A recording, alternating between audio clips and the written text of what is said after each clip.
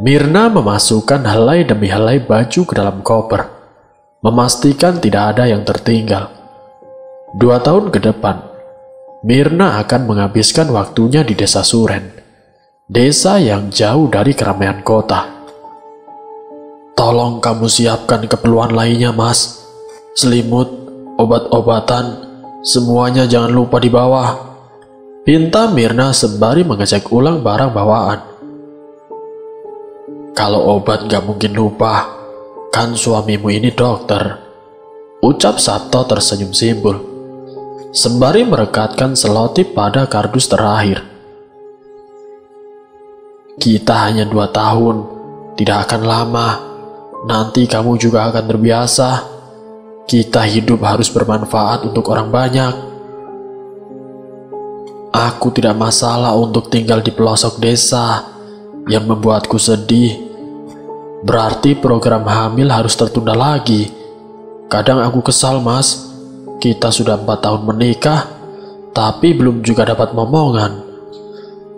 Mirna, momongan itu sudah digariskan. Kalau sudah waktunya, pasti akan dikasih. Makanya itu, Mas pengen nyari suasana baru. Siapa tahu sembari membantu orang, Tuhan akan menitipkan kita momongan. Mirna menghembuskan nafas panjang. Hatinya mengiyakan ucapan suaminya. Rutinitas seperti ini memang sudah lama dilakukan oleh Sabto, bahkan sebelum menikah. Pindah tugas dari desa satu ke desa yang lain, demi membantu sesama yang keberadaannya tidak terjangkau oleh dunia luar. Walaupun mulia, terkadang Mirna merasa dinomor duakan. Rasanya egonya ingin mengatakan untuk lebih fokus pada dirinya, untuk lebih dulu mementingkan bagaimana caranya mendapatkan momongan. Namun nuraninya lebih dominan. Oleh sebab itu, Mirna tidak pernah protes, bahkan selalu ikut kemanapun Sabto ditugaskan. Ayo tidur, besok kita berangkat pagi. Kita sampai sana kemungkinan malam. Jadi kamu harus istirahat yang cukup agar tidak kecapean. Mirna mengangguk. Dipinggirkannya koper yang sudah tertata dengan rapi. Kemudian naik ke ranjang, lalu menutup matanya, berharap hari esok akan menjadi lebih baik. Malam berganti pagi. Lambat laun awan kelabu merona kemerahan. Matahari mulai muncul. Disusul bunyi alarm yang berhasil membangunkan Mirna dari tidur panjang. Mirna mengucek matanya, menguap sebentar, lalu membangunkan Sabto yang masih tertidur dengan pulas. Seakan suara alarm yang begitu nyaring sama sekali tidak mengganggunya. Mas, bangun Mas, ucap Mirna sembari mengguncang belang tubuh suaminya. Erang Sabto yang masih mengantuk. Aku siapin sarapan dulu ya, kamu cepat bangun, pinta Mirna, membiarkan Sabto kembali tidur. Mirna meraih tombol lampu, kemudian menyalakannya, lalu bergegas menuju dapur. Dengan gesit Mirna meraih 2 butir telur, lalu memasukkannya ke wajan. Tidak butuh waktu lama, kurang dari 10 menit. 2 telur mata sapi dan juga nasi panas sudah tersedia di meja. Sabto berjalan gontai menuju meja makan. Aroma masakan Mirna adalah alarm terbaik, walaupun lauknya sederhana. Cepat sarapan, jam 6 pagi kita berangkat loh. Mirna kembali melihat jam dinding. Waktu menunjukkan pukul 5 pagi. Iya, gak usah terburu-buru. Tadi aku dapat kabar dari Pak RT. Katanya rumahnya sudah disiapkan. Rumah bekas dokter juga. Dan kebetulan Pak RT-nya sedang berhalangan. Jadi kunci dipasrahkan ke warga yang rumahnya dekat situ. Jadi tidak masalah kalaupun kita telat. karena tidak ditunggu juga. Oh, begitu ya. Syukurlah. Tapi karena kita sudah terlanjur bangun, mending sesuai jadwal saja. Toh kita tinggal berangkat. Kalau kemalaman ngeri juga, Mas. Takut ada begal kalau jalannya sepi. Ya sudah, kalau maunya gitu, ucap Sabto sembari memasukkan suapan nasi terakhir. Waktu menunjukkan pukul 6:15. Sabto mulai melajukan mobilnya dengan kecepatan sedang. Walau masih pagi, jalanan sudah dipenuhi dengan kendaraan. Bau knalpot juga membumbung, menyatu dengan udara pagi hari yang segar. Nanti kalau di desa tidak ada bau knalpot lagi, tidak ada lampu merahnya, tidak ada macet, terus orangnya ramah-ramah. Gumam Sabto sembari melirik Mirna. Iya, jawab Mirna seadanya. Terus sampai sana gimana? Kan tidak bisa dilewati mobil jalannya. Imbu si Mirna. Nah, ini pertanyaan yang Mas tunggu-tunggu. Dari kemarin kamu masa bodoh terus sih. Iya deh. Jadi gimana, Mas? Jadi nanti mobil dititipkan di rumah warga. Mas sudah nyuruh Asep buat ngambil mobilnya besok. Nah, kita ke desanya naik dokar. Kamu belum pernah naik dokar kan? Jelas si Sabto. Belum sih, Mas. Tapi kan malam, Mas. Masa naik dokar? Kenapa? Takut ya? Ledek Sabto melihat gurat khawatir pada wajah istrinya. Aku lebih takut sama begal, Mas. Aman kok, Mir. Sebenarnya Mas maunya naik motor. Tapi kalau naik motor kan kamu dibonceng orang. Ya kalau ngoncengnya pelan. Kalau ugal-ugalan gimana? Lebih aman naik dokar. Biar nanti barang-barangnya baru diangkat pakai motor. Ya sudah kalau memang bagusnya begitu, Mas. Jawab Mirna. Walau khawatir, Mirna tahu benar. Sabto pasti memikirkan yang terbaik, yang bisa mereka pilih. Riuh perkotaan, lambat laun digantikan hening pedesaan. Suara jangkrik samar-samar terdengar, tatkala langit mulai kemerahan. Senja melukis langit dengan sempurna, saat Sabto menghentikan mobilnya pada warung bambu di pinggir jalan. Mau pesan apa, Mas? Mbak? Tanya ibu warung saat Sabto dan Mirna duduk di kursi rotan itu. Ibu jual apa saja? Tanya Mirna sembari tersenyum. Sego ampok ada, tiwol ada, botok tawon juga ada, soto ada, rawon ada, lalapan ayam juga ada. Saya pesan rawon saja satu, sama teh panasnya satu, ucap si Sabto. Mbaknya mau makan apa? Saya soto saja deh, Bu, sama teh panas juga satu, jawab Mirna. Ada tambahan? Itu saja dulu, Bu, jawab si Sabto, membuat ibu warung bergegas membuatkan pesanan. Mirna menghirup aroma pedesaan dalam-dalam. Bau tanah yang membaur dengan bau tanaman membuatnya menjadi nyaman. Apalagi dengan suasana sejuk yang jauh dari sesaknya kendaraan. Bagian inilah yang paling Mirna rindukan saat menemani suaminya bertugas. Malam mulai tiba.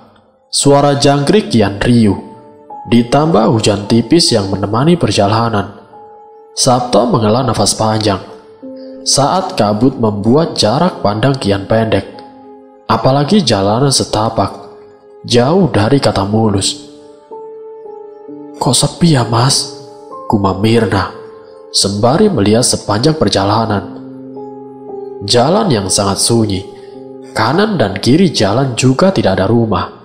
Hanya pohon-pohon besar yang dapat Mirna nikmati di sepanjang jalan. Namanya juga desa terpencil, jawab Sabto seadanya. Tapi desa yang dulu rasanya juga padat, Mas. Tidak ada hutan belantara begini. Itu kan pas sudah di desanya. Ini sepi juga karena kita masih di jalan. Kita belum sampai tujuan. Mirna mengangguk kecil, lalu kembali memandang jendela, sibuk memandangi jalan. Sampai segerombolan anak-anak kecil terlihat di antara ribunya semak-semak.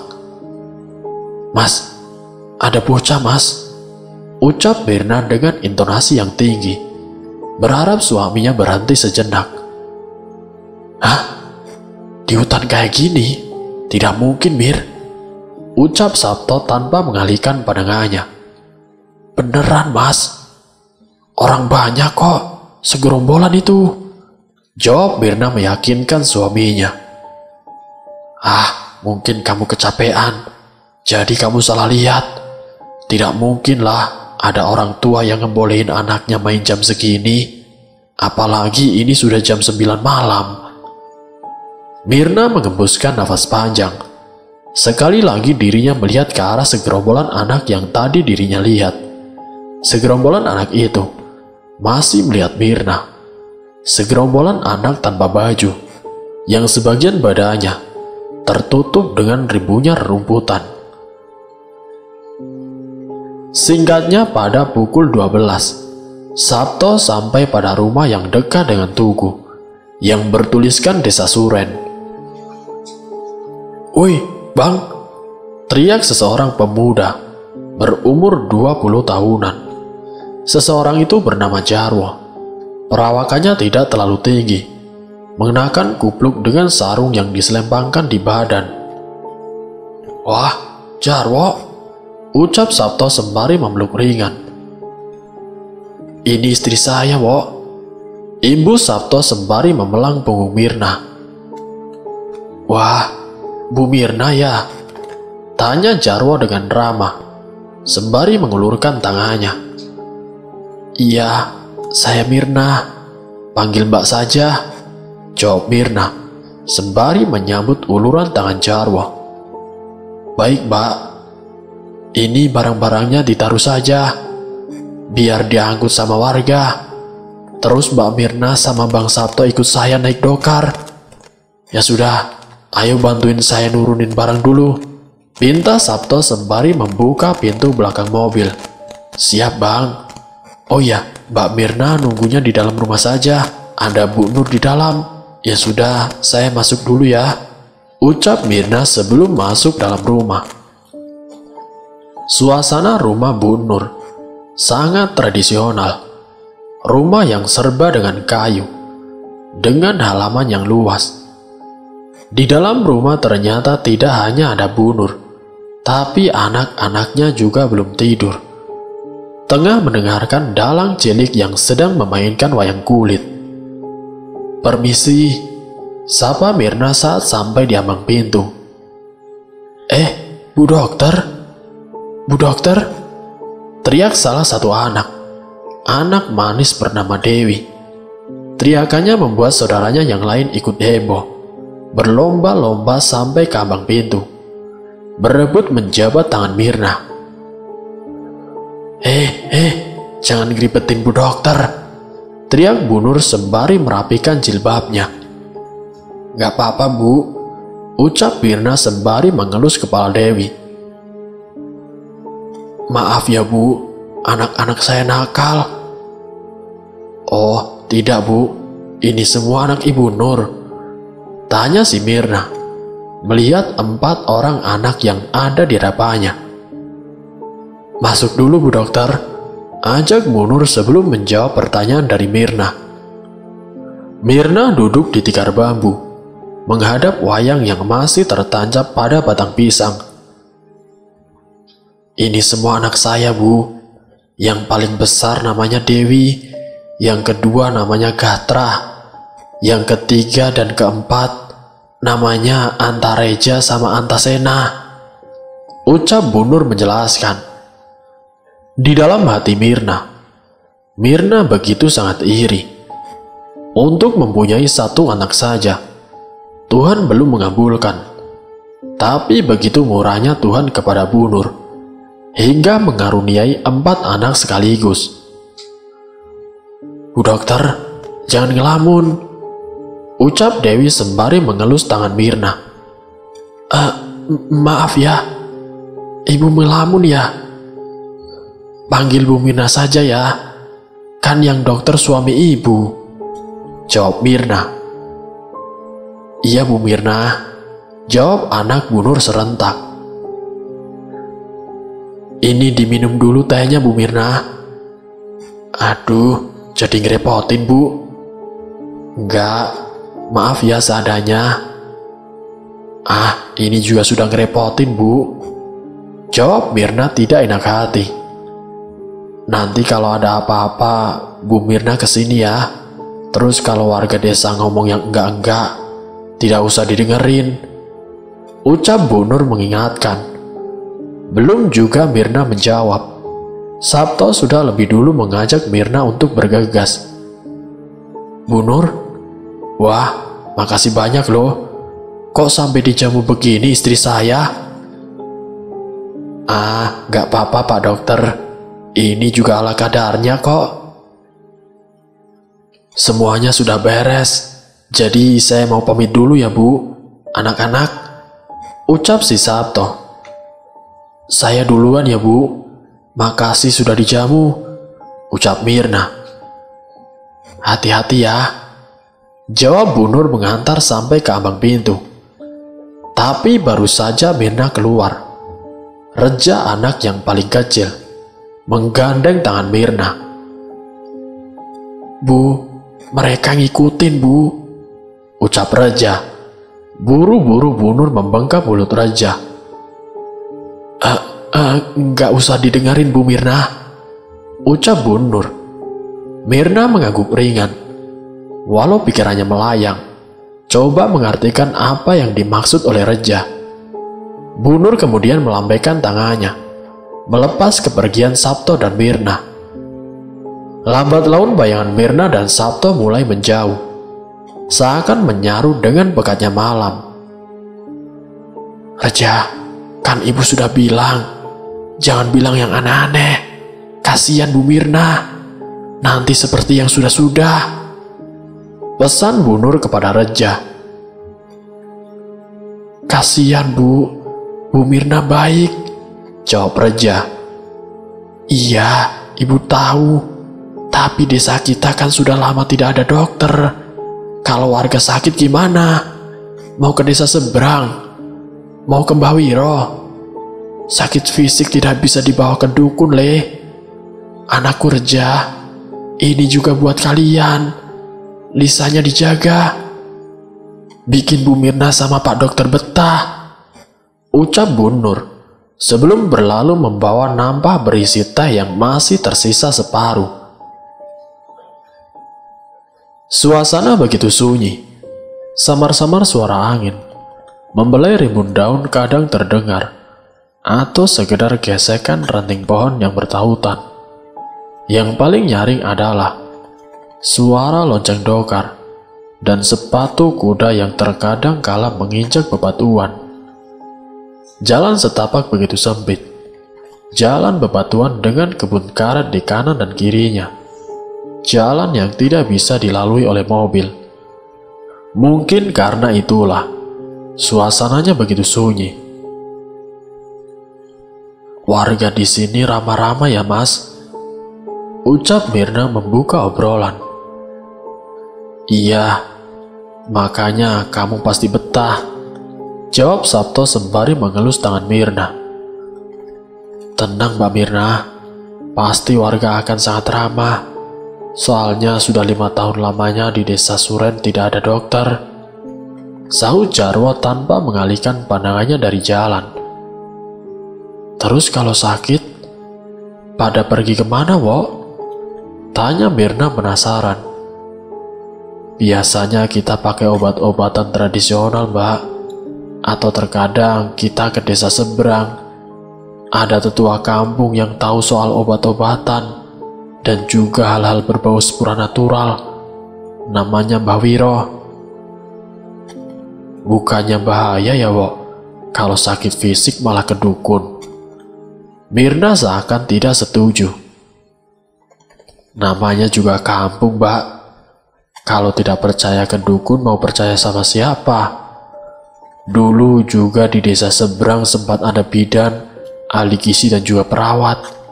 Hanya saja mereka tidak selamat. Entah apa yang mereka perbuat. Perawatnya jatuh ke jurang waktu perjalanan. Ahli gizi juga ditemukan sama warga dalam keadaan bisu. Dan yang satu lagi hilang dan belum ketemu sampai sekarang. Terang Jarwo panjang lebar. Sudah, Wok. Jangan dilanjutkan, nanti istri saya malah tidak tenang, ucap Sabto mengingatkan. Waduh, maaf Mbak Mirna, tapi tenang, itu cerita dari desa Rawe, desa seberang, bukan desa Suren. Jelas Jarwo gelagapan.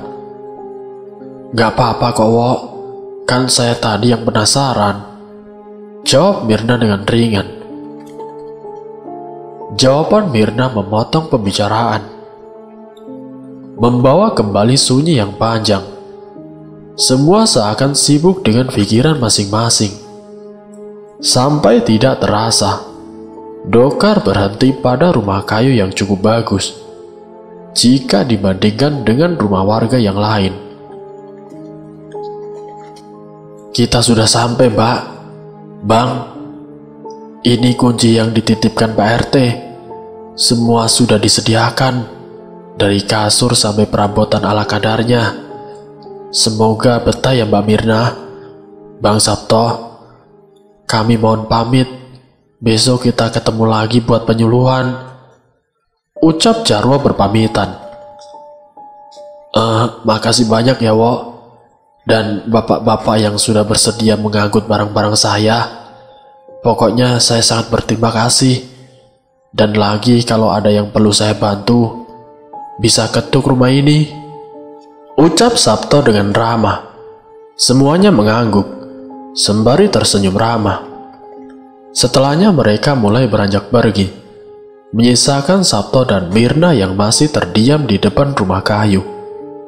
Yang di depannya terdapat papan Dr. Sabto Kusuma. Rumah itu melebar seperti persegi panjang. Halamannya sangat luas, dengan pohon mangga berukuran besar yang masih berdiri kokoh. Di samping dan kanan rumah tidak ada tetangga. Keadaan rumah diimpit kebun kopi yang tengah berbunga, membuat aroma wangi menyeruak, menggeletik di hidung. Tidak ada tetangga, Mas, gumam Mirna melihat sekitar. Ada kok, cuma kan memang diselingi kebun kopi, jadi jarak rumah satu ke rumah yang lain lumayan jauh, jawab Sabto sembari mengelus kepala Mirna, mencoba untuk menenangkan. Ya sudah, kalau gitu masuk saja ya, di luar dingin, ucap Mirna merekatkan jaketnya. Ya sudah, ayo, jawab Sabto merangkul Mirna untuk masuk ke rumah. Melewati sosok yang tengah menatap keduanya dengan tatapan yang tajam. Sabto mengetuk pelan pintu yang terbuat dari kayu jati dengan ukiran yang dibuat begitu indah. Tidak ada siapapun di dalam rumah. Mir, kamu tahu pintu ini bentuknya apa? Tanya Sabto memandangi pintu kayu yang baru saja dirinya ketuk.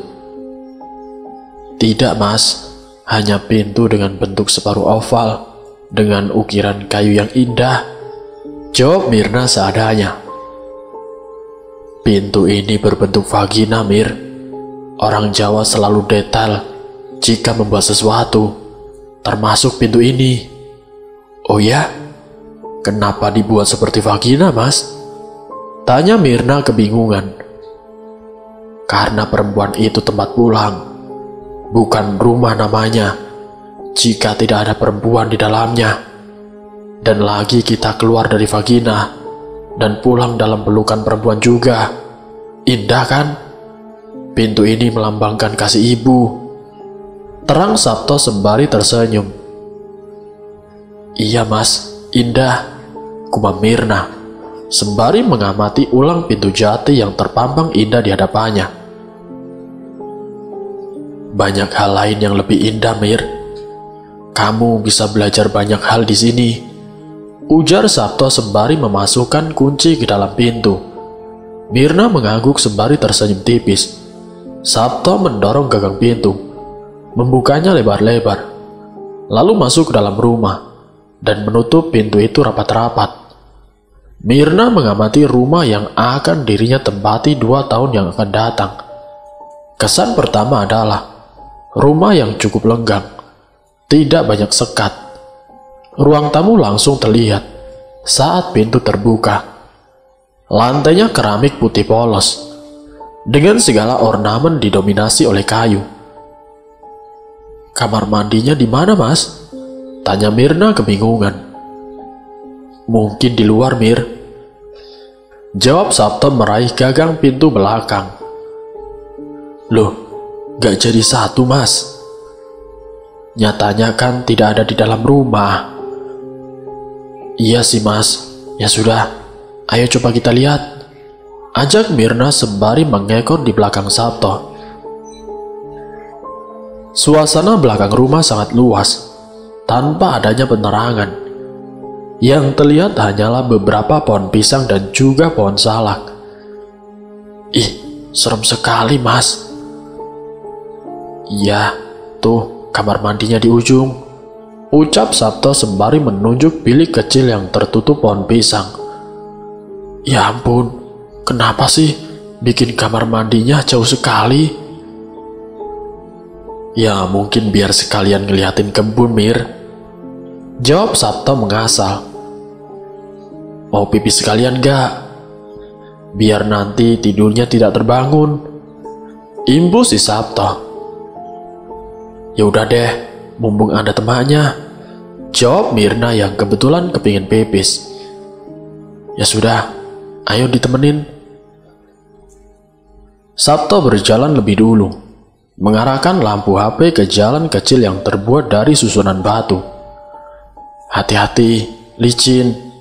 Ini kayaknya tidak pernah dilewati orang. Soalnya berlumut, ujar Sabto. Kan tadi Jarwo bilang, terakhir ada dokter sekitar 5 tahun yang lalu. Jadi ya mungkin selama itu tidak ada orang yang tinggal di sini. Iya juga sih. Ya sudah, buruan masuk. Mas tunggu di depan pintu ya.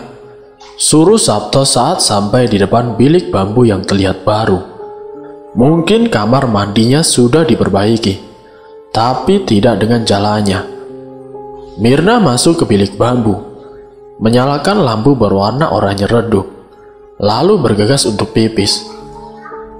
Setelah beberapa saat, Mirna meraih gayung di dalam gentong air yang terbuat dari tempurung kelapa. Namun tiba-tiba,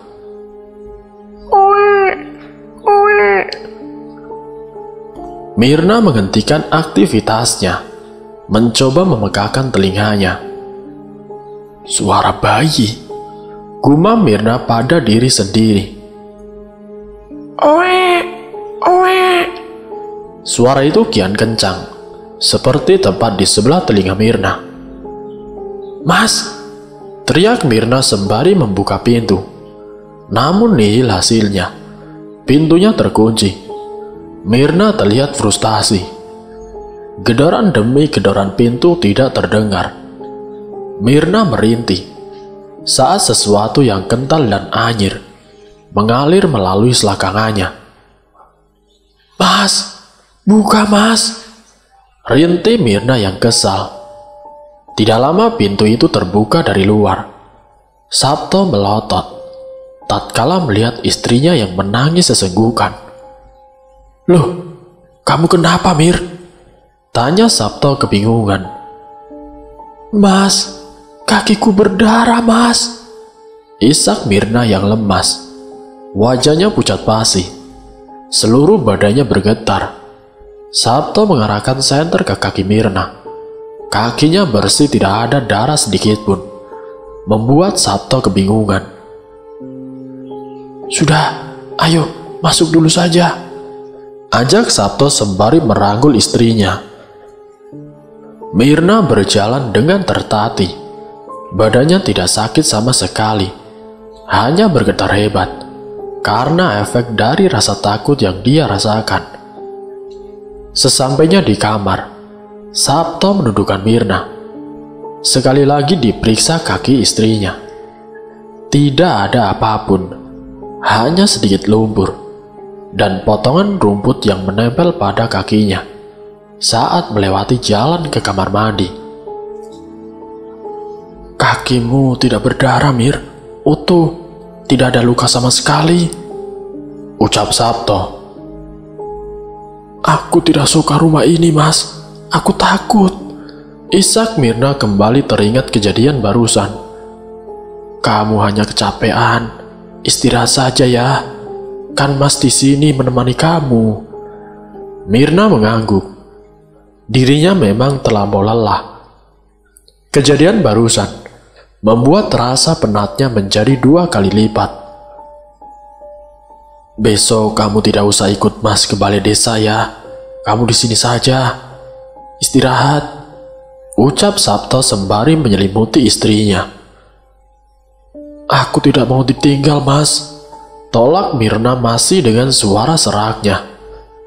"Tenang, besok ada Mbok Sinem yang bakal menemani kamu. Jadi kalau Mas ke balai desa atau ke puskesmas, kamu ada temannya. Mbok Sinem bakal di sini sampai Mas pulang." Mirna tidak menjawab, namun hatinya sudah merasa lebih tenang. Lambat laun matanya mulai berat, hingga akhirnya Mirna tertidur dengan pulas. Namun tiba-tiba, suara gaduh dari arah dapur membangunkan si Mirna. Matanya menyipit kala sinar matahari masuk lewat celah jendela yang masih tertutup. Mirna beranjak dari ranjang. Lehernya kesakitan, sama dengan apa yang dirasakan badannya. Sepertinya tidur saja badannya harus membiasakan diri dengan kasur yang keras dan juga bantal setipis papan kayu. Di luar kamar terlihat seorang berusia 50-an yang tengah memotong sayur. Seseorang itu rambutnya setengah putih dan disanggul dengan rapi, mengenakan kebaya hijau pupus dan jarit berwarna coklat tanah dengan corak burung merak. Seseorang itu bernama Mbok Sinem, seseorang yang dijanjikan Sabto semalam. "Bu Mirna sudah bangun?" tanya Mbok Sinem dengan halus. Senyumannya mengembang, memperlihatkan gurat-gurat kerutan yang tidak melunturkan kecantikannya. Iya, Mbok Sinem ya?" tanya Mirna penasaran. "Iya Bu, saya Sinem, ibunya Jarwo. Saya diminta Pak Sabto buat bantu-bantu," jawab Mbok Sinem sembari memasukkan sayuran ke dalam panci. "Makasih Mbok," ucap Mirna dengan senang. Jarang suaminya sampai mengirim orang untuk membantunya. Biasanya semuanya harus dia kerjakan sendiri. "Sama-sama, Mbok yang makasih. Karena Mbok jadi ada kegiatan," balas Mbok Sinem. Mbok tahu rumah ini dulu bekas apa?" tanya Mirna teringat dengan kejadian semalam. Tak! Pisau Mbok Sinem terjatuh, hampir mengenai kakinya. "Dia sudah datang, Bu," ujar Mbok Sinem dengan pandangan menyelidik. "Dia siapa, Mbok?" tanya Mirna yang tegang melihat ekspresi Mbok Sinem. Seakan menyadari sesuatu, Mbok Sinem menggelengkan kepalanya dengan pelan. Senyum mengembang pada bibirnya, seakan sesuatu yang membuatnya terkejut tidak pernah ada. Bukan siapa-siapa. Dulu di sini bekas dokter juga, dokter kandungan. Hanya saja orangnya tidak betah dan akhirnya pergi dari desa ini. Jawab Mbok Sinem tanpa memandang wajah Mirna. Mending Bu Mirna mandi saja, habis itu sarapan. Sebentar lagi makanannya sudah siap. Imbu Mbok Sinem sembari menyiapkan piring. Angin berhembus dengan pelan, membelai badan Sabto yang tengah beradaptasi dengan rasa dingin.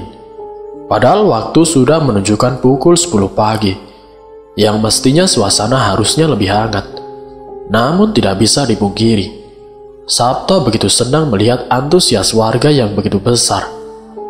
Balai desa yang luas, kini penuh sesak, memperlihatkan hampir keseluruhan warga desa Suren. Jadi, Bapak dan Ibu, ini adalah Dokter Sabto yang jauh-jauh dari kota untuk melayani warga desa Suren. Beliau ini dokter umum. Selama di desa ini, beliau akan berada di puskesmas dari jam 8 sampai jam 3. Selebihnya, beliau berada di rumah. Jadi, untuk Bapak dan Ibu yang memiliki keluhan, silahkan jangan sungkan-sungkan datang berobat ke Dokter Sabto. Jelas Pak Dharma, selaku RT di desa Suren. Warga mengangguk dengan senyum mereka, menyambut hangat kedatangan Dokter Sabto. Pertama-tama, sungguh saya sangat berterima kasih atas antusias Bapak dan Ibu yang begitu besar. Saya di desa Suren mengabdikan diri selama 2 tahun lamanya untuk membantu para warga untuk mendapatkan tindakan medis yang sesuai dengan keluhan. Jadi jangan sungkan-sungkan ya Bu, Pak, untuk berkunjung ke puskesmas jika ada keluhan atau sesuatu yang ingin ditanyakan. Ucap Sabto dengan hangat. Sekali lagi para warga mengangguk, masih antusias mendengarkan penyuluhan yang Sabto berikan. Bahkan saat membuka sesi pertanyaan, banyak yang antusias bertanya. Namun saat sibuk menjawab pertanyaan para warga, seorang mencuri perhatian Sabto. Seseorang itu adalah perempuan berambut gimbal, mengenakan kebaya berwarna merah kubal, jarit seatas lutut, berwarna putih bermotif bunga yang hampir tidak terlihat saking kotornya, dan dia bertelanjang kaki, memperhatikan goresan-goresan luka yang mulai bernanah. Ibu yang di sana perlu bantuan, tanya Sabto berjalan mendekati perempuan bernama Mela, membuat seluruh mata tertuju pada sosok perempuan yang sudah lama diasingkan.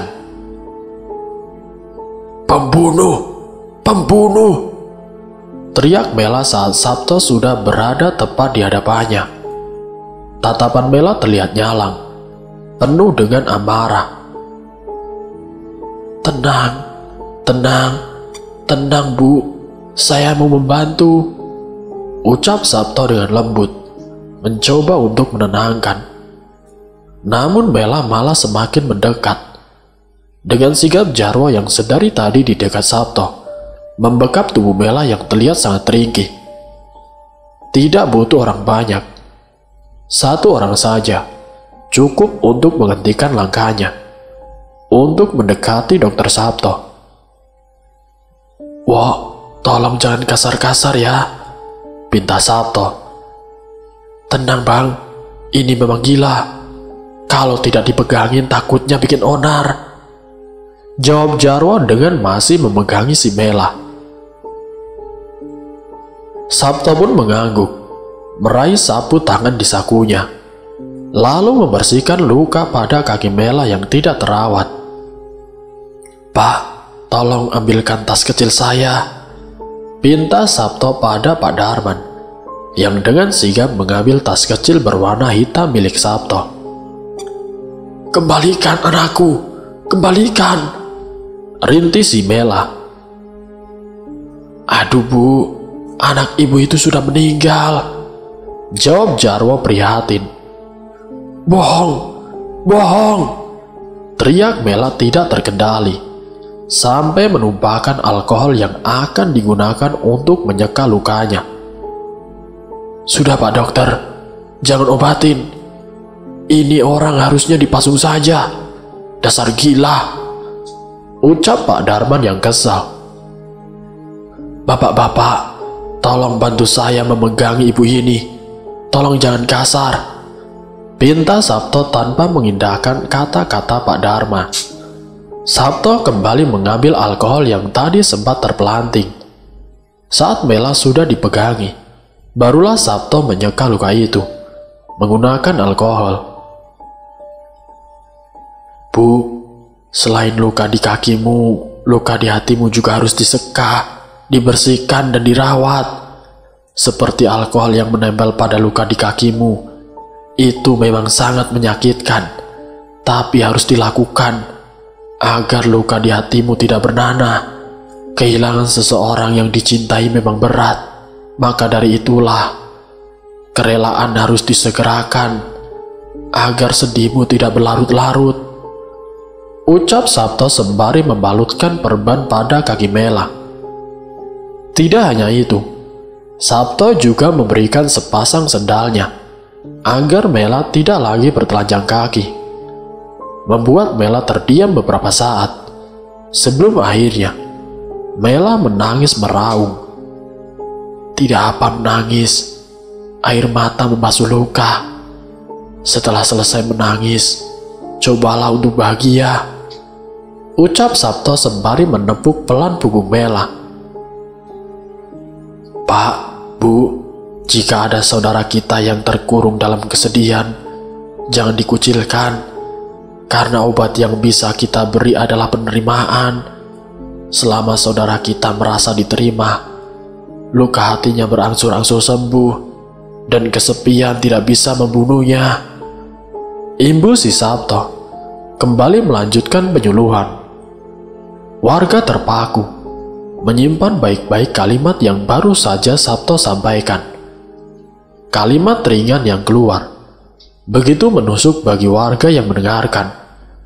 Kalau saja Sabto tahu kebenarannya, mungkin Sabto bisa lebih memahami kenapa Mela bisa sampai tidak terurus dan juga dikucilkan. Jarwo meminta salah satu warga untuk membawa Mela menjauh terlebih dahulu. Selain wajah Pak Darma yang sudah masam karena merasa tidak dianggap oleh Sabto, bagaimanapun juga penyuluhan harus dilanjutkan agar besok Sabto sudah bisa bertugas. Mbok Sinem terlihat duduk santai sembari mendengarkan radio usang, mendengarkan berita mengenai harga solar yang naik hingga membuat harga sembako juga ikut naik. "Mbok, saya bosan, Mbok," ucap Mirna yang sedari tadi ikut mendengarkan berita. Namun Mirna malah semakin bosan karena tidak ada kegiatan. "Mau jalan-jalan?" tanya Mbok Sinem menawarkan. "Iya, Mbok," jawab Mirna semangat. "Ke pasar saja ya, mumpung masih buka jam segini." "Baik, Mbok. Saya ambil dompet dulu ya, Mbok. Tunggu sebentar," ucap Mirna bergegas masuk ke dalam kamar untuk mengambil dompet.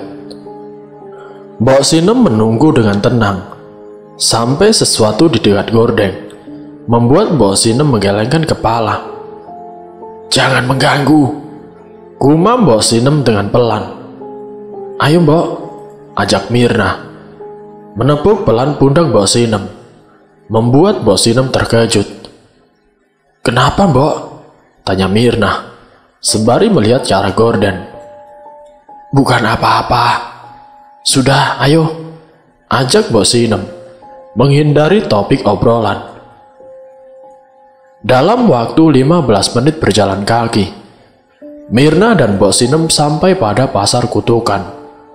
Suasana pasar terlihat ramai, walau jam sudah menunjukkan pukul 2 lebih.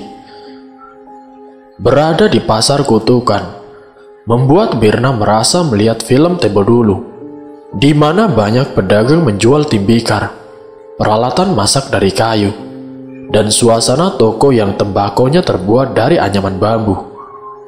Apalagi apa yang dikenakan pedagang juga sangat tradisional. Untuk laki-laki, semuanya mengenakan celana hitam di bawah lutut, mengenakan baju lorek hitam coklat, dan udeng bercorak batik, dan hampir semuanya bertelanjang kaki. Untuk perempuan, semuanya mengenakan jarit dan kebaya dengan berbagai warna. Rambut juga ditata dengan rapi, yaitu disanggul. Terlihat sangat manis. Walaupun sudah siang, pedagang masih menjajakan dagangannya dengan semangat, membuat Mirna terkagum sekali. "Sekalian belanja buat masak besok, Mbok," pinta Mirna sembari menuju pedagang sayur. "Mau beli apa, Mbak Ayu?" tanya Mbah penjual sayur. "Oh, saya mau beli sayur, Mbah. Cabenya setengah kilo, bawang merah sama bawang putih sekilo, sama kangkung ini saja 2 ikat ya, Mbah," ucap Mirna menunjukkan apa yang mau dirinya beli. Setelah selesai, penjual memasukkan sayur dan bumbu ke dalam kantung berwarna hitam gelap. "Ini, Mbak, sayurnya. Terus ini buat anak ceweknya," ucap Mbah penjual sayur, sembari menyerahkan 1 buah gulai berbentuk bunga. "Anak perempuan siapa, Mbah?" tanya Mbok Sinem dengan kesal. "Bawa saja, dia pengen permen. Nanti lempar saja ke pohon pisang," jawab Mbah penjual sayur, memaksa Mirna membawa permen itu. Sedangkan Mirna yang tidak tahu apa-apa, hanya menurut, memasukkan permen ke dalam kantung belanjaannya sebelum pulang. Rumah terlihat lenggang, sepi. Pintu juga terkunci dengan rapat. Sabto menghela nafas panjang, lalu duduk di kursi rotan dekat pintu. Kursi untuk menerima tamu yang hanya ingin basa-basi. Karena tamu penting biasanya masuk ke dalam rumah. "Itu loh, itu yang sekarang nempatin rumah hantu.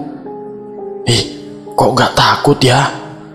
bisik 2 bocah di dekat pagar bambu. Sini!" teriak Sabto memanggil 2 bocah itu.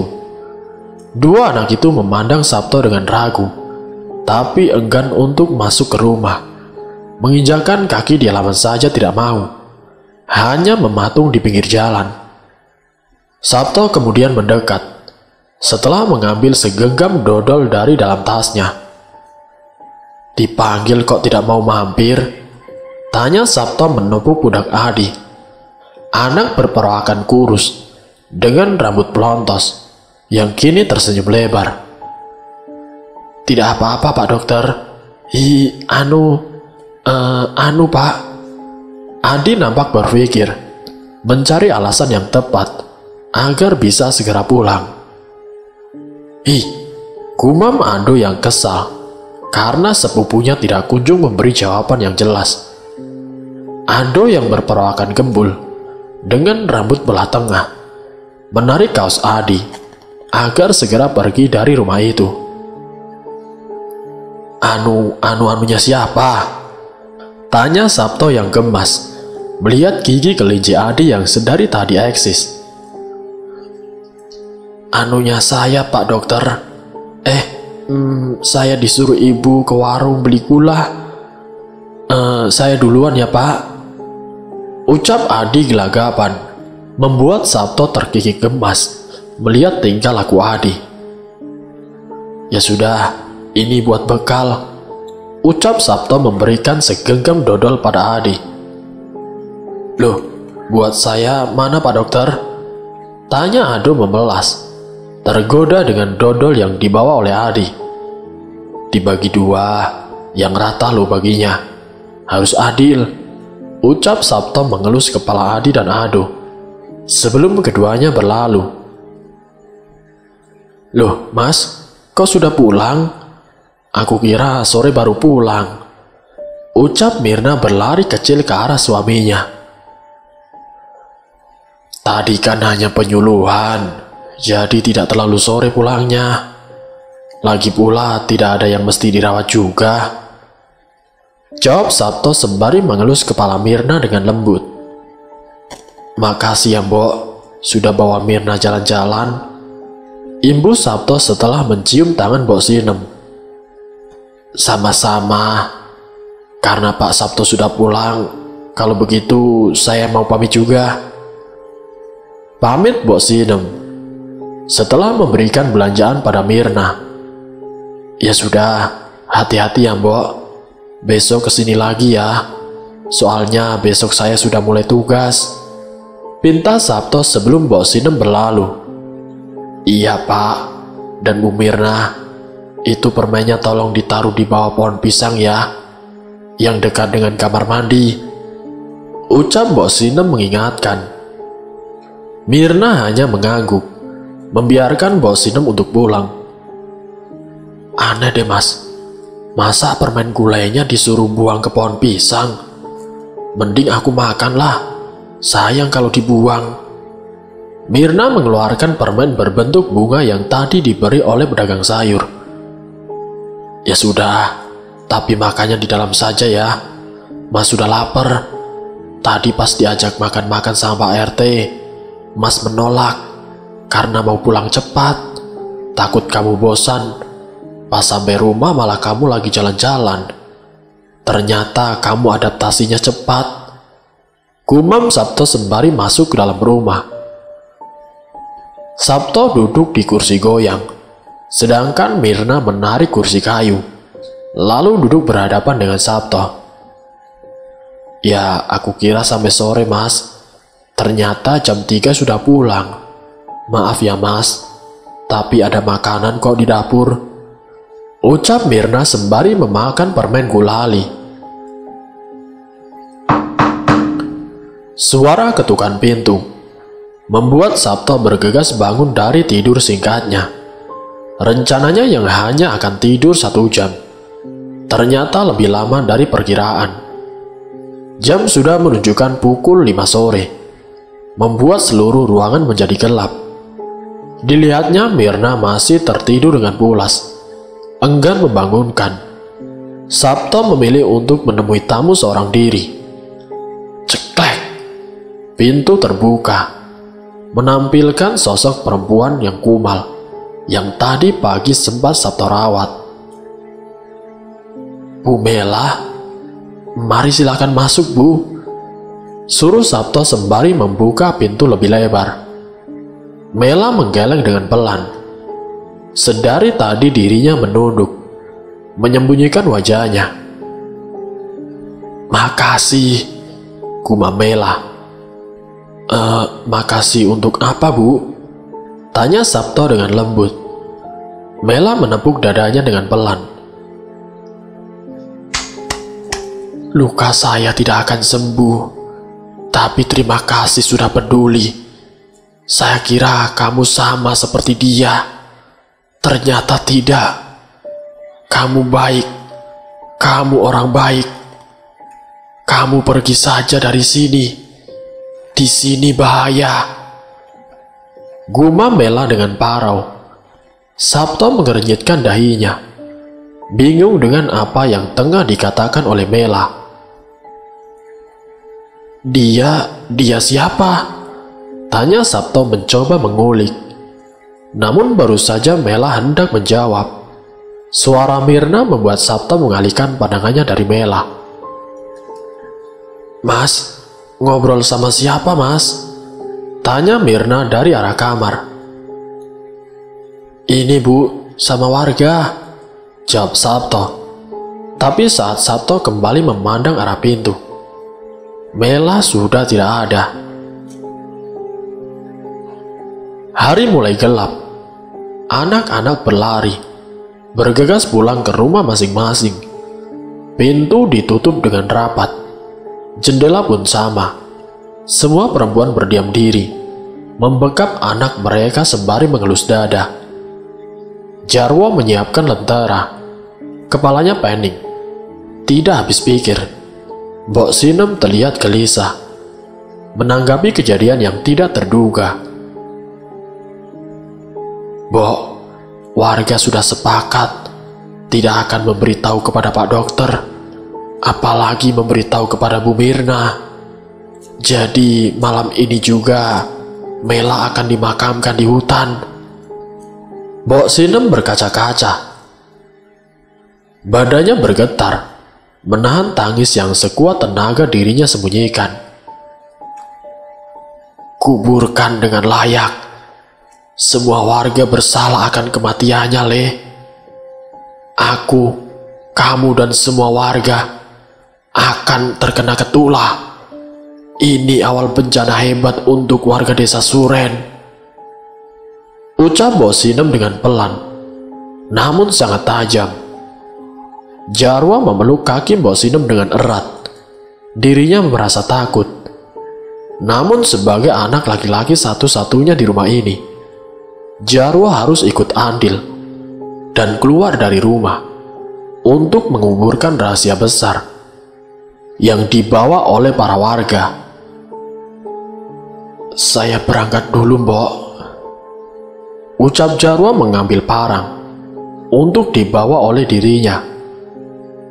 "Hati-hati, Nak," ucap Mbok Sinem melepas kepergian si Jarwo. Di pos ronda perbatasan desa Suren dan hutan kayu mati, banyak pemuda desa dan bapak-bapak tengah berkumpul dengan lentera dan obor di tangan. "Wok," sapa Pak Dadang saat melihat Jarwo dari kejauhan. "Gimana, Pak? Sudah diturunkan mayatnya?" tanya Jarwo penasaran. "Makanya itu, pohonnya rumahnya tinggi. Jadi kalau kamu saja yang nurunin bagaimana, Wok?" tanya Pak Dadang. "Ya masa aku sih, Pak? Aku takut sendirian, Pak," jawab Jarwo dengan mimik wajah masam. "Ya tidak sendirian, Wok. Kamu kan yang nurunin. Nah, warga nunggu di bawah. Mereka yang nangkap mayatnya," ucap Pak Dadang, mencoba membujuk si Jarwo. Jarwo yang mendengar penjelasan dari Pak Dadang akhirnya mengiyakan, membuat yang lain terlihat lega karena sudah sepakat. Warga pun akhirnya bergegas membawa obor dan lentera, lalu bersiap memasuki hutan. Suasana hutan gelap gulita. Bau tanah basah menyeruak. Papan yang dituliskan dilarang masuk diterabas oleh warga. Untuk kedua kalinya, warga kembali memasuki kawasan hutan terlarang. Prak, plak, plak. Suara sandal jepit yang beradu dengan tanah becek terdengar sangat nyaring. Tidak ada yang bersuara. Semua tengah beradu dengan rasa takut masing-masing. Melewati jalan yang ditutupi rumput setinggi dada, samar-samar bau anyir menyeruak, padahal tempat kejadian masih jauh. Jarwo jalan sembari menunduk, mengikuti kaki Pak Dadang yang berada di depannya. Sampai sesuatu yang mengerikan terlihat. Sepasang kaki penuh nanah dengan jarit serupa tanah berjalan di samping Jarwo. Jarwo menahan nafas dalam-dalam. Badannya merinding seketika. Padahal jalan terlalu sempit untuk dilewati berdua. Oleh sebab itu, semua berjalan satu persatu. Dan jarit itu sangat familiar di mata Jarwo. "Wah," bisik sosok itu dengan lirih. "Semua bakal kebuka, Wo. Kematianku akan membuat kalian semua bicara." Imbu sosok itu tepat di telinga Jarwo. Jarwo berhenti. Matanya berkunang-kunang, mendadak lemas seketika. Warga lain yang berada di belakang Jarwo mengangkat bahu Jarwo saat badan Jarwo terlihat mau ambruk ke tanah. "Wo, kamu kenapa, Wo?" Tanya warga menepuk lengan Jarwo. Belum ditolong saja, orangnya sudah menghampiri saya. Rintih Jarwo ketakutan, membuatnya susah berbicara. Itu hanya pikiranmu saja, Wo. Sudah, ayo cepat dimulai, supaya cepat selesai. Ucap Pak Dadang, mengangkat badan Jarwo, lalu menggandengnya ke tempat kejadian. Warga kembali berjalan, mengikuti seutas tali yang diikat oleh salah satu warga yang pertama kali menemukan si Mela. Lambat laun bau anyir semakin menyeruak, semakin menyeruak, semakin menyeruak, hingga sesuatu yang tergantung pada sebuah pohon membuat semua badan bergetar ketakutan. Semua semakin ketakutan saat melihat sosok Mela yang tidak hanya tergantung, namun perutnya menjadi koyak, menampilkan usus yang berhamburan. Matanya juga melotot, bersama darah yang keluar dari mulut dan hidung.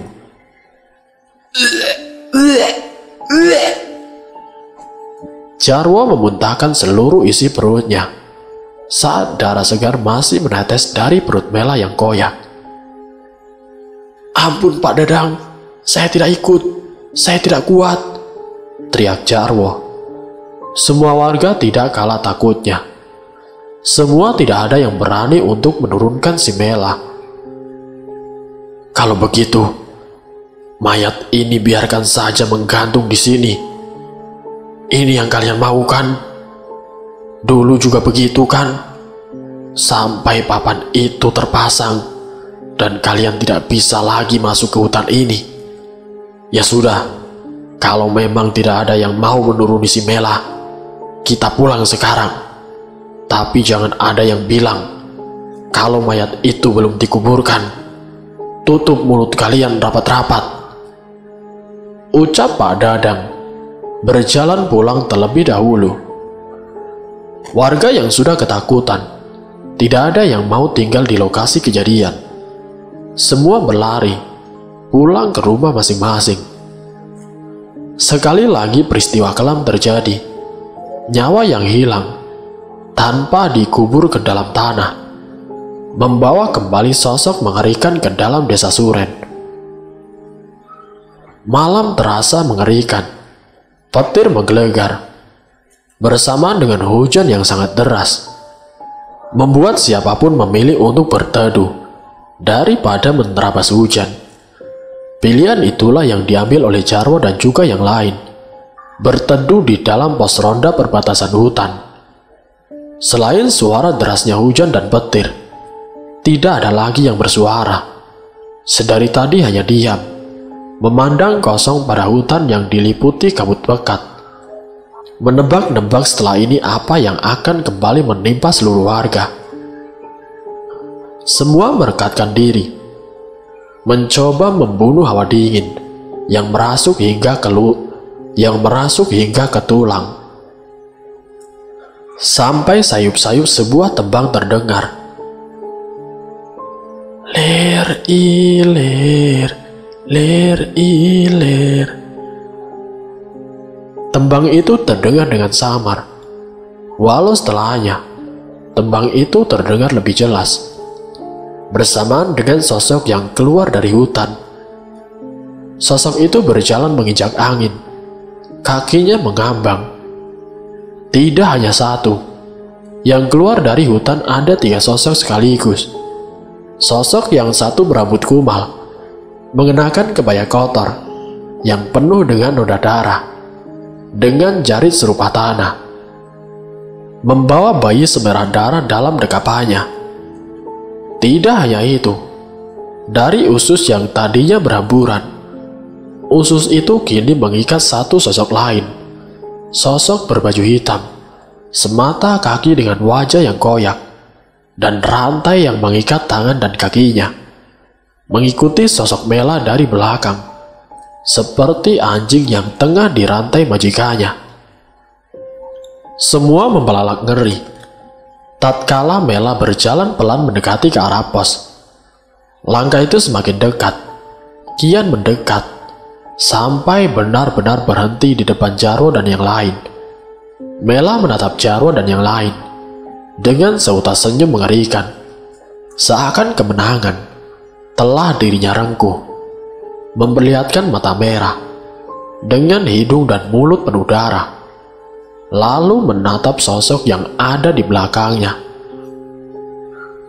Ia masih melanjutkan ia bernyanyi sambil berjalan. Melihat hal itu, semua warga berlari pontang-panting, tidak kuasa menahan kengerian. Mirna terlihat resah, tidurnya tidak nyenyak. Semua warga berlari pontang-panting, tidak kuasa menahan kengerian. Mirna terlihat resah, tidurnya tidak nyenyak. Sedari tadi terbangun, terlebih saat suara tangisan anak kecil membuatnya tidak tenang, karena tangisan itu tidak kunjung reda. Mirna akhirnya memutuskan untuk mengecek keluar rumah. Saat itu jam menunjukkan pukul 3 dini hari, dan Sabto masih tertidur dengan pulas. Enggan membangunkan suaminya, karena besok bertugas. Akhirnya Mirna memilih untuk mengecek seorang diri. Mirna menyalakan lampu, agar suasana rumah menjadi terang. Lalu memegahkan telinganya, mencari tahu dari mana asal suara tangisan itu. Ternyata suara itu dari arah belakang. Mirna membuka pintu belakang, dan betapa terkejutnya Mirna saat melihat anak perempuan sekitar umur 3 tahun tengah meringkuk di bawah pohon pisang tanpa busana. Mirna berlari menerjang hujan, lalu menggendong anak itu dan membawanya masuk ke dalam rumah. "Kamu kenapa? Kok hujan-hujanan?" tanya Mirna sembari mengelap tubuh si anak. Tidak ada jawaban. Anak itu masih menangis sembari menggigil, membuat Mirna merasa iba. "Sebentar, aku ambilkan baju ya," ucap Mirna, kembali masuk ke dalam kamar, mencari baju berukuran kecil miliknya, lalu keluar menemui si anak. "Pakai ini dulu ya, biar hangat," ucap Mirna memakaikan jaket yang terlihat kebesaran. Anak itu menyentuh jaket berwarna biru yang menempel pada tubuhnya. Tangisannya berhenti, memeluk erat jaket itu, lalu tersenyum pada Mirna. "Bagus," ucapnya terbata. "Tapi mana permenku?" tanya anak itu, sembari menatap Mirna dengan dalam. Mirna terlihat bingung menanggapi pertanyaan anak kecil yang ada di hadapannya. "Kamu mau permen? Tante gak punya," ucap Mirna. "Besok tante kasih ya. Sekarang kamu tidur di sini saja," pinta si Mirna. "Di sini memang rumahku," ucap anak itu dengan tatapan yang tajam. "Aku mau permennya," imbu anak itu. Mirna mengerutkan keningnya. Setiap kata-kata yang keluar dari mulut anak itu membuat Mirna kebingungan. "Mir," panggil Sabto dari dalam kamar. "Iya mas," jawab Mirna. Sebentar ya, kamu jangan kemana-mana," pinta Mirna pada anak itu. Mirna bergegas masuk ke kamar. Namun saat Mirna sudah berada dalam kamar, bukan hanya Sabto yang dia temukan, namun sosok hitam yang tengah membekap mulut Sabto. "Shh," ucap sosok itu, sembari menaruh jari telunjuknya pada bibirnya yang koyak. "Ah!" Mirna berteriak sekuat tenaga. "Bu Mirna, Bu Mirna," panggil Mbok Sinem, sembari mengguncang-guncang tubuh Mirna. "Mbok, teriak Mirna sembari mencengkram erat tangan Mbok Sinem. Hari sudah pagi. Sinar matahari masuk melalui celah-celah jendela. Tak juga dia temui Sabto di sebelahnya. Hanya mimpi buruk, gumam Mirna sembari mengelus dada. Nafasnya masih memburu. Dahinya dipenuhi keringat. Bu Mirna mimpi apa, Bu? Tanya Mbok Sinem penasaran. Tidak, Mbok, ucap Mirna, bergegas keluar kamar untuk mencuci muka. Namun sebelumnya, Mirna menatap Mbok Sinem. Mbok, bisa belikan saya permen seperti yang kemarin siang? Tanya Mirna. Bisa, Bu, jawab Mbok Sinem. Sudah bisa menebak apa yang tengah terjadi. Pak Dharma menggigit kukunya. Sudah 1 jam lebih. Pak Dharma hanya mundar-mandir akibat kepalanya yang terlalu pening. Kabar tentang kematian Mela sudah menyebar ke seluruh desa. Seperti rahasia umum yang semua penduduk desanya sudah tahu, namun memilih untuk bungkam. Aku melihat dengan kedua mataku sendiri. Gila. Bisa-bisanya dia membawa sesuatu yang harusnya hilang, ucap Pak Dadang, yang notabene adalah kakak kandung Pak Dharma. Dia pasti membuat janji dengan iblis. Tidak mungkin sosok itu balik lagi. Sosok itu sudah diikat. Tidak mungkin bisa lepas dari hutan itu, gumam Pak Dharma. Pak Dadang membuang muka, memastikan Pak Dharma tidak tahu kalau sebenarnya Mela belum dikuburkan. Kamu harus hati-hati. Hanya itu yang bisa kamu lakukan. Mela melakukan itu pasti ada alasannya. Kamu sendiri pasti tahu alasannya apa, ucap Pak Dadang, meninggalkan ruangan Pak Dharma. Namun saat Pak Dadang masih berada di ambang pintu, Pak Dharma bergumam. Kamu kan juga terlibat, gumam Pak Dharma. Suara itu tidak terdengar oleh Pak Dadang, tapi cukup mewakili tentang apa yang dirasakan oleh Pak Dharma. Puskesmas terasa lenggang. Hanya ada Sabto dan juga 1 perawat magang yang merupakan penduduk asli desa Suren. Namanya adalah Maya, gadis berumur 24 tahun.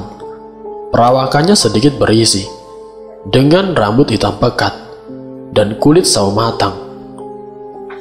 Mai, jangan ngelamun, ucap Sabto, membuat Maya sedikit terkejut.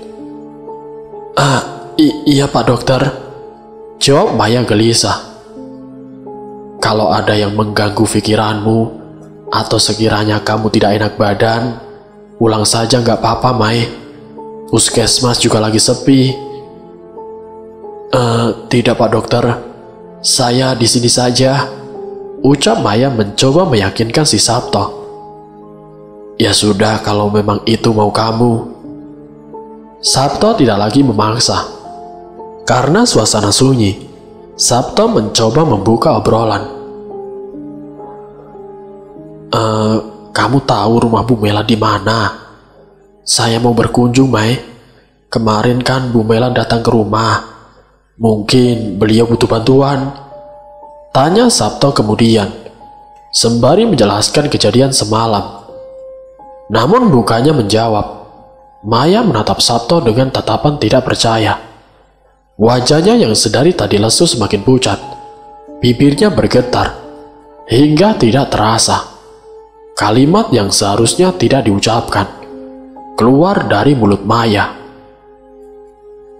Bu Mela sudah meninggal, Pak, ucap Maya tanpa sadar. Hah? Sejak kapan, Mai? Meninggalkan apa? Orang semalam masih mengunjungi rumah saya kok, sekitar jam 6 sore. Balas Sabto tidak percaya. Maya membekap mulutnya tanpa sadar, lalu menggelengkan kepalanya. Kenapa, Mai? Apa yang terjadi dengan beliau? Tanya Sabto semakin mendesak si Maya.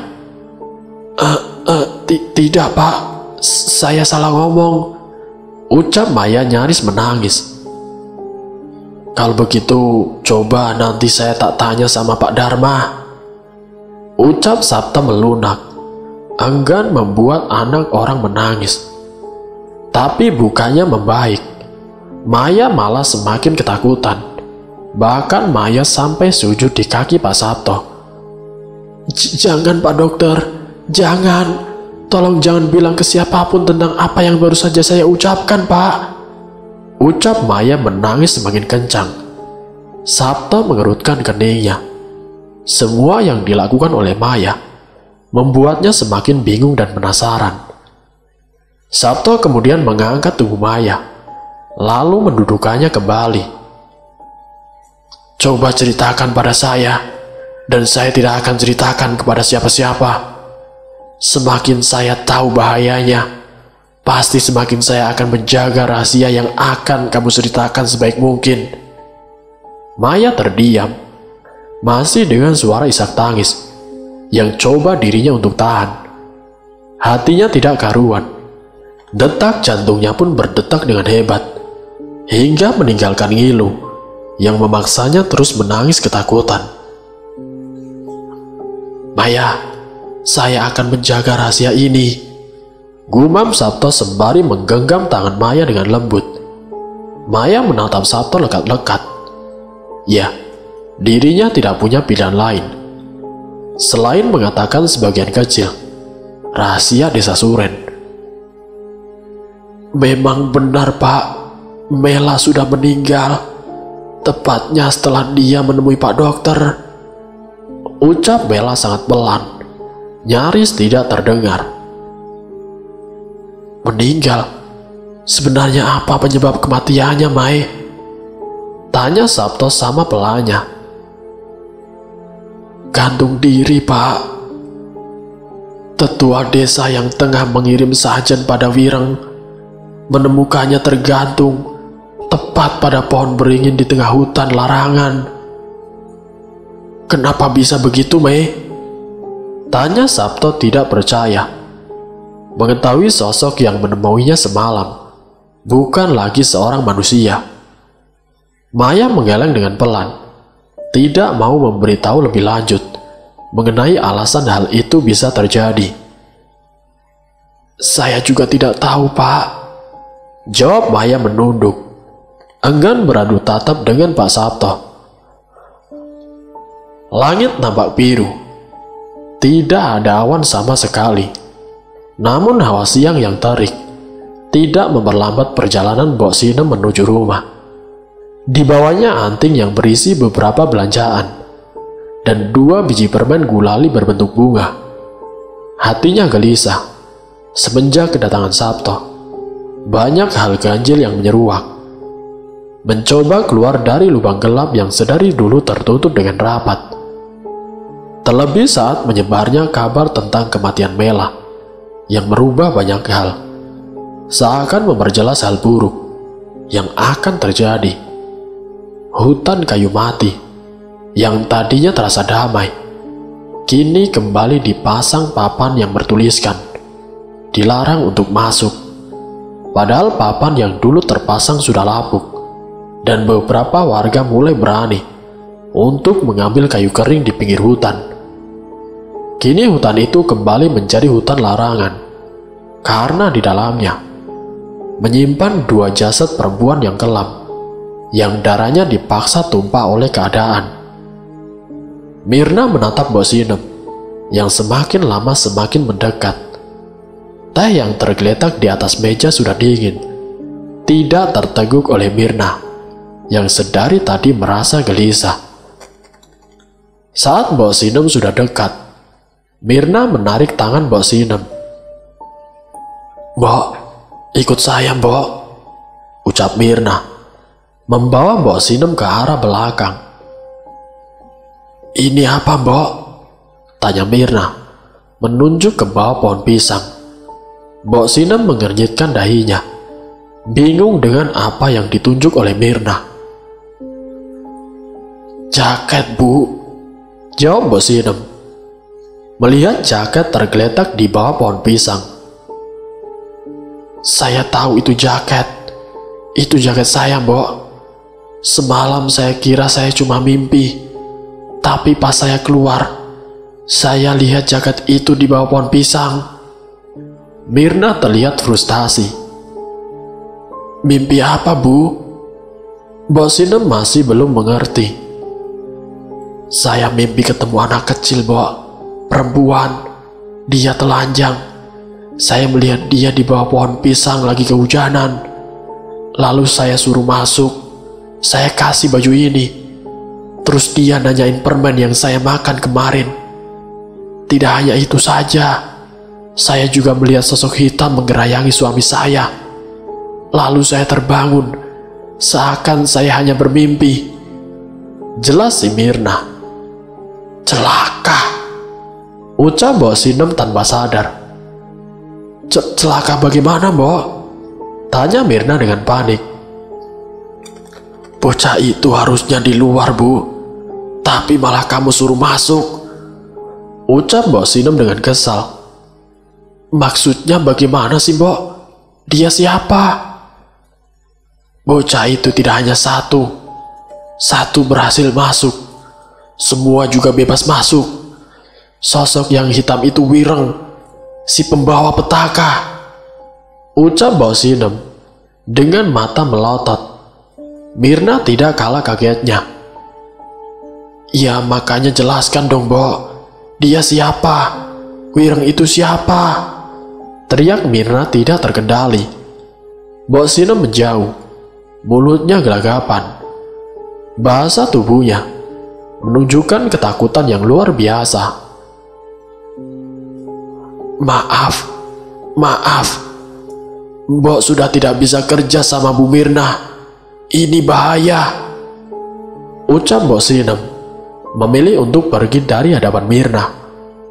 Loh, Mbok, jelaskan dulu, Mbok, ucap Mirna, mencoba menahan kepergian Bos Sinem. Namun Bos Sinem sudah menjauh, memilih untuk mengabaikan ucapan Mirna, membuat Mirna mematung, menatap jaket yang tergeletak di atas gundukan tanah. Siapa si Wireng? Bocah itu siapa? Kenapa bajuku bisa tergeletak di sini? Kalau bocah itu hanya ada dalam mimpiku, apa yang celaka? Sebenarnya apa yang ada di rumah ini? Nanti saya akan lanjutkan ke bagian yang berikutnya. Wassalamualaikum warahmatullahi wabarakatuh.